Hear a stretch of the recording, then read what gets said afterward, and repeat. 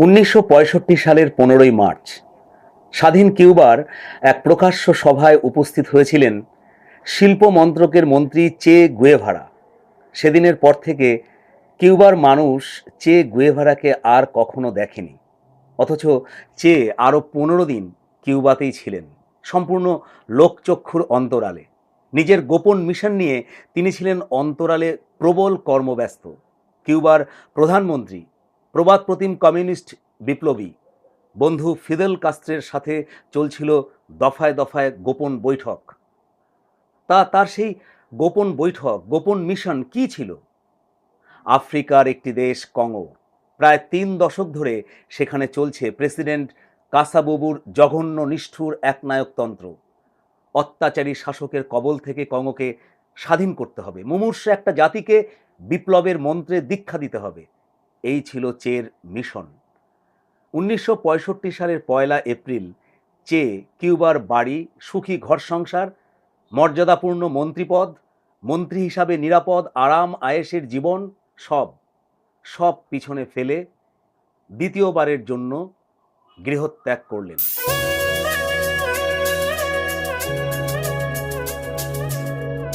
প্রথমবার গৃহত্যাগ করেছিলেন 11 বছর আগে, 1956 সালের 25শে নভেম্বর। নিজের দেশ, নিজের মাতৃভূমি আর্জেন্টিনাকে ছেড়ে তিনি সমুদ্রপথে উপস্থিত হয়েছিলেন কিউবাতে। লক্ষ্য ছিল কিউবার একনায়ক ফুলগেনজিও বাতিস্তাকে উৎখাত করে কিউবাকে স্বাধীন করা। কিংবদন্তি কমিউনিস্ট বিপ্লবী ফিদেল কাস্ত্রের সাথে মিলিত হয়ে 2 বছরের রক্তক্ষয়ী গেরিলা যুদ্ধের মাধ্যমে বাতিস্তাকে সম্পূর্ণ উৎখাত করে 1959 সালে কিউবাকে স্বাধীন এক বিপ্লবী রাষ্ট্রে পরিণত করেছিলেন। এরপর টানা 7 বছর কিউবার পুনর্গঠনে সম্পূর্ণভাবে তিনি আত্মনিয়োগ করেছিলেন। দেশের শিল্পমন্ত্রী হিসাবে খামার সংস্কার আইন প্রবর্তন করেন। কিউবার ন্যাশনাল ব্যাংকের প্রেসিডেন্ট হয়ে তিনি অর্থনীতির পুনর্জীবন করেছিলেন। সামরিক বাহিনীর ইনস্ট্রাকশনাল ডিরেক্টরের ভূমিকা পালন করেছিলেন। সোভিয়েত পরমাণু ব্যালিস্টিক মিসাইল দেশে আনার জন্য গুরুত্বপূর্ণ ভূমিকা পালন করেছিলেন। কিউবার সমাজতন্ত্র প্রচারে টানা 4 বছর বিশ্বের বহু দেশ পরিক্রমাও করেছিলেন। 1964 সালে কিউবার প্রতিনিধি হিসাবে তিনি রাষ্ট্রসংঘের 19তম অধিবেশনে যোগ দিয়ে এক অসাধারণ আবেগঘন বক্তব্য রেখেছিলেন। আপনারা হয়তো জানেন, 1959 সালের 30শে জুন চে আমাদের দেশে এসেছিলেন। 7 দিনের সেই সফরে তিনি কলকাতা শহরেও পা রেখেছিলেন। টাউন হলে দিয়েছিলেন এক অসাধারণ বক্তব্য।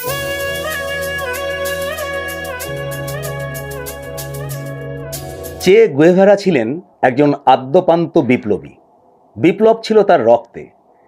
কিউবার নিশ্চিন্ত নিরাপদ মন্ত্রীর জীবনযাপন তার রক্তে ছিল না।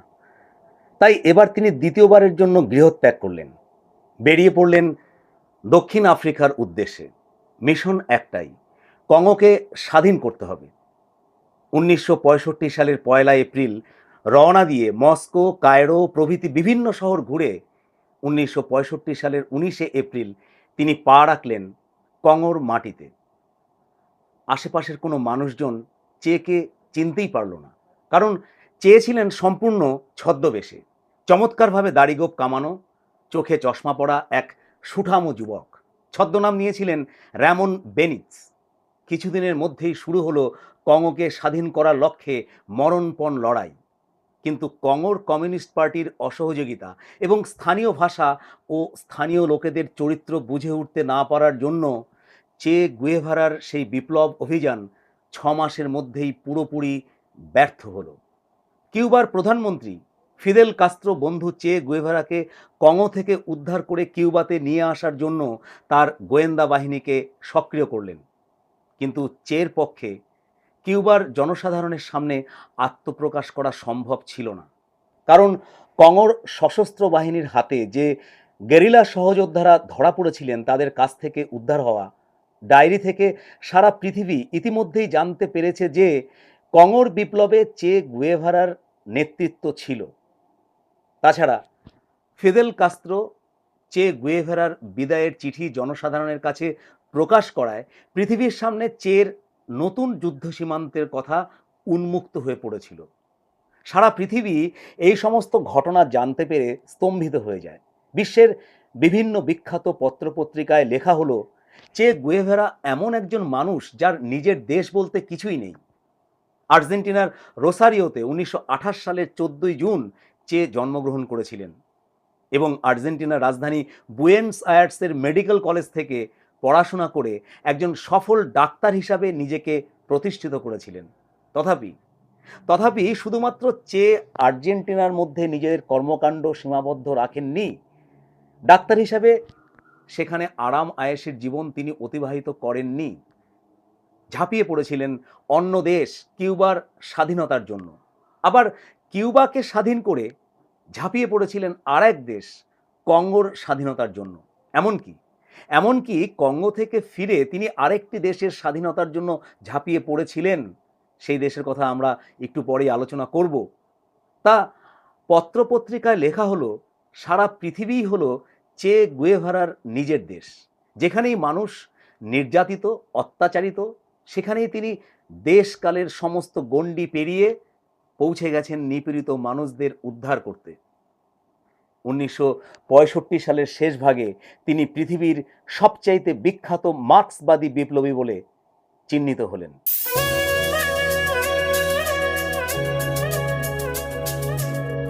কঙ্গোর বিপ্লব ব্যর্থ হবার পর 1966 সালের শেষ দিকে চে কঙ্গো ছেড়ে সবার অলক্ষ্যে চেকোস্লোভাকিয়ার প্রাগ শহরে উপস্থিত হলেন। চেক সরকার জানতেই পারল না যে চে গুয়েভারা প্রাগের কাছে ঘাঁটি গেড়েছেন। ইতিমধ্যে ফিদেল কাস্ত্রো চেকে কিউবায় ফিরে আসতে অনুরোধ করলেন। চের পক্ষে এই অনুরোধকে উপেক্ষা করা সম্ভব ছিল না। 1966 সালের 21 জুলাই চে কিউবার রাজধানী হাভানা শহর থেকে অনেক দূরে এক শহরতলিতে উপস্থিত হলেন। কিউবার জনগণ জানতেই পারল না যে তাদের প্রিয় নেতা চে গুয়েভারা এখন কিউবাতেই। কি করে জানবেন? চে তো সুটেড বুটেড একজন মেক্সিকান পুরুষের ছদ্মবেশে। ফিদেল কাস্ত্রোর সঙ্গে যখন তিনি দেখা করতেন, সবাই ভাবতেন কোনো এক বিদেশি হয়তো ফিদেল কাস্ত্রোর সঙ্গে দেখা করতে এসছেন, কথা বলতে এসছেন। সন্দেহের কোনো অবকাশই ছিল না। এমনকি চে গুয়েভারা তার নিজের ছেলে মেয়েদের কাছেও নিজের পরিচয় প্রকাশ করেননি।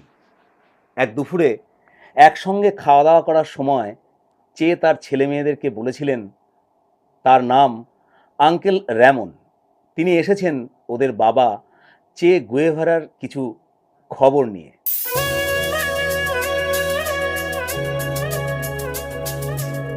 অবশেষে কিউবার দিনযাপন শেষ হয়ে আসলো। ফিদেল কাস্ত্রো বললেন, কঙ্গোকে স্বাধীন করার অভিযান ব্যর্থ হয়েছে ঠিকই, কিন্তু বিপ্লব কোনো সময় থেমে থাকতে পারে না। দক্ষিণ আমেরিকার বলিভিয়ার মাটিতে বিপ্লবের পরিস্থিতি ও পরিবেশ তৈরি হয়েছে। ওখানে গিয়ে চেকে গেরিলা যুদ্ধের নেতৃত্ব দিতে হবে। চে গুয়েভারাও মুখিয়েছিলেন দক্ষিণ আমেরিকার বিপ্লবের অভিযানের জন্য। তিনি চেয়েছিলেন দক্ষিণ আমেরিকার দেশগুলিতে যেন বিপ্লবের আগুন ছড়িয়ে পড়ে। সুতরাং আবার এক নতুন যুদ্ধক্ষেত্র, আবার এক নতুন মিশন, আবার এক নতুন দেশের স্বাধীনতা। হ্যাঁ, বলিভিয়া থেকে আমেরিকার পুতুল সরকারকে উৎখাত করে বলিভিয়াকে স্বাধীন করতে হবে। 1966 সালের শেষ দিকে চে গুয়েভারা তৃতীয়বারের জন্য গৃহত্যাগ করলেন। 1966 সালের 3রা নভেম্বর উরুগুয়ের এক ব্যবসায়ীর ছদ্মবেশে বলিভিয়ার মাটিতে পা রাখলেন চে গুয়েভারা। ছদ্মনাম ছিল মেনা গঞ্জালেস। বলা বাহুল্য, এখানেও কেউ তাকে চিনতেই পারল না। কিছুদিনের মধ্যেই তিনি পৌঁছে গেলেন বলিভিয়ার ঘন বন জঙ্গলে ঢাকা নির্জন অপারেশন স্পটে। সেখানকার ক্যাম্পে যে গেরিলা যোদ্ধারা ট্রেনিং নিচ্ছিলেন তাদের সঙ্গে তিনি যোগ দিলেন।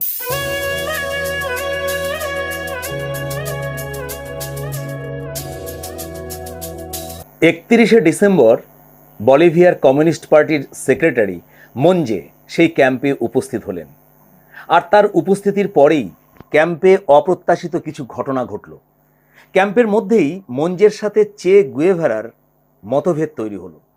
চে গুয়েভারা চাইছিলেন বলিভিয়ার বিপ্লবের ক্ষেত্র প্রস্তুত করার জন্য চীন এবং তৎকালীন সোভিয়েত ইউনিয়নের কাছে দূত পাঠাবেন। তিনি চাইছিলেন বলিভিয়ার বিপ্লবের মাধ্যমে চীন ও সোভিয়েত ইউনিয়ন, এই দুই বৃহৎ সোশ্যালিস্ট শক্তির মধ্যে সমস্ত রকমের মতবিরোধ দূর হয়ে যাক।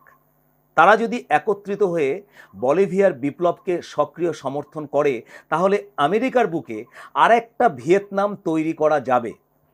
কিন্তু বলিভিয়ার কমিউনিস্ট পার্টির সেক্রেটারি মঞ্জে পরিষ্কার জানালেন যে বলিভিয়ার ঘটনাবলিতে চীনের কোনো রকম হস্তক্ষেপ তিনি মানবেন না।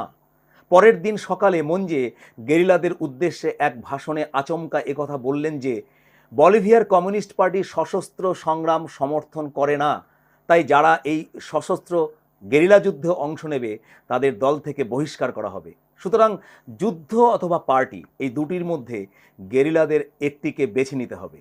এই বক্তব্য রেখে মঞ্জে ক্যাম্প ছেড়ে চলে গেলেন, আর কখনো তিনি ক্যাম্পে ফিরে আসলেন না।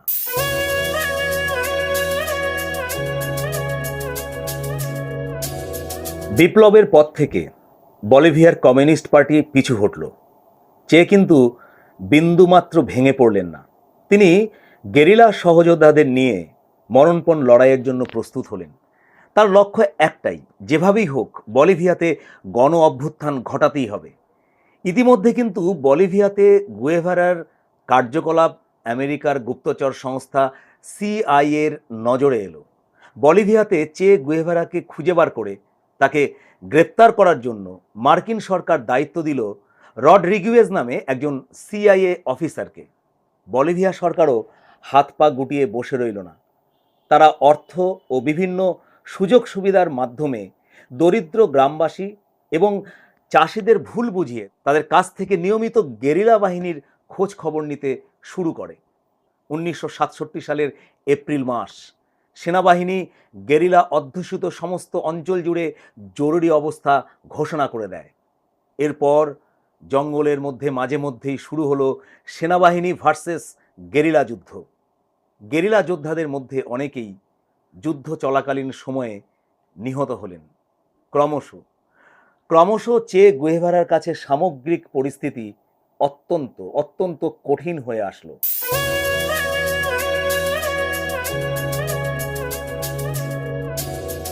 1967 সালের 8ই অক্টোবর ভোরবেলা বলিভিয়ার ইউরো গিরিখাত ঘিরে ফেলেছে আমেরিকার প্রশিক্ষণ নেওয়া বলিভিয়ার সেনারা।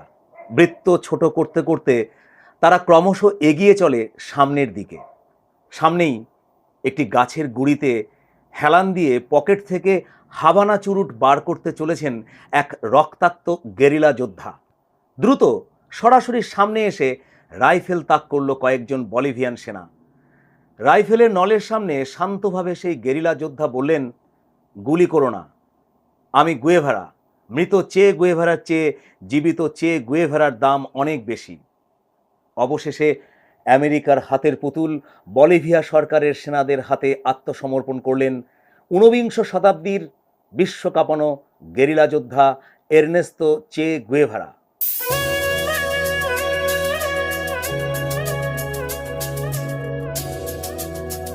চে গুয়েভারাকে লা হিগুয়েরা নামে একটি গ্রামের স্কুল বাড়িতে সারা রাত হাতে পায়ে দড়ি বাঁধা অবস্থায় নোংরা মেঝেতে ফেলে রাখা হয়েছিল। তার পাশেই পড়েছিল তার দুই সহযোদ্ধার গুলিতে ঝাঁঝরা করা মৃতদেহ।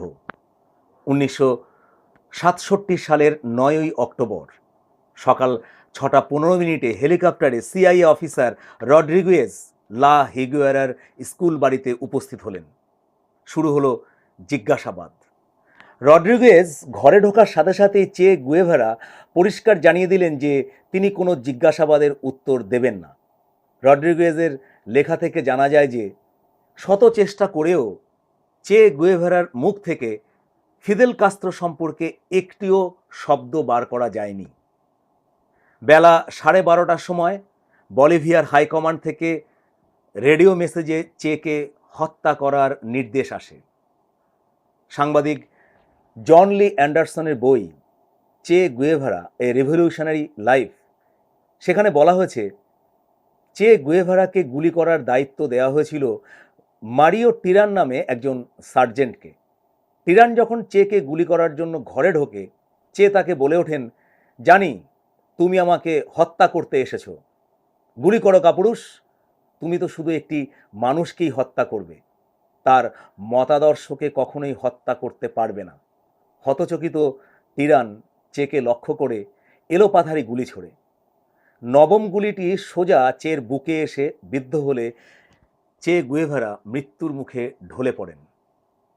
চে বেলা 1:10 নিষ্ঠুরভাবে নিহত হলেন। অল্প কিছুদিন পরেই চের মৃত্যু সংবাদ পৃথিবী জুড়ে ছড়িয়ে পড়ল। নিউ ইয়র্ক টাইমস পত্রিকায় তখন লেখা হয়েছিল, একজন মানুষের মৃত্যুর সঙ্গে সঙ্গে একটি রূপকথাও চিরতরে বিশ্রামে চলে গেল। কিন্তু নিউ ইয়র্ক টাইমসের এই কথাটি অচিরেই সম্পূর্ণ ভুল বলে প্রমাণিত হলো। কমরেড চে গুয়েভারার মৃত্যুর পর কিউবার লাখো লাখো জনতার সামনে আবেগঘন কণ্ঠে ফিদেল কাস্ত্রো বলেছিলেন, যারা মনে করেন যে চে গুয়েভারার মৃত্যুর মধ্যে দিয়ে তার আদর্শ, তার রণকৌশলের পরাজয় ঘটেছে, তারা ভুল করছেন। চে গুয়েভারা দেশে দেশে বিপ্লবীদের চিরকালীন প্রেরণার উৎস হয়ে থাকবেন।